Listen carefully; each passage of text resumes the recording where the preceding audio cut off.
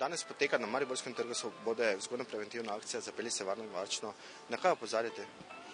Torej, z vzgojno-preventivno akcijo želimo vsem udeležencem v prometu dati nekaj napotkov za varno vožnjo, istočasno pa jih opozarjamo, da je varna vožnja tudi varčna vožnja.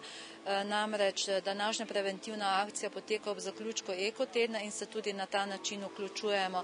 Promet je eden izmed večjih onesnaževalcev okolja in vemo, da je poudarek, vsako leto večji poudarek tudi na ohranjanju okolja, predvsem na problem onesnaženosti zraka in na ta način želimo opozoriti vse udeležence v prometu, da lahko tudi na ta način nekaj prispevajo k izboljšanju okolja, istočasno pa lahko veliko naredijo tudi za svojo varnost v prometu. Kaj smo in kaj še bomo videli danes v okviru akcije?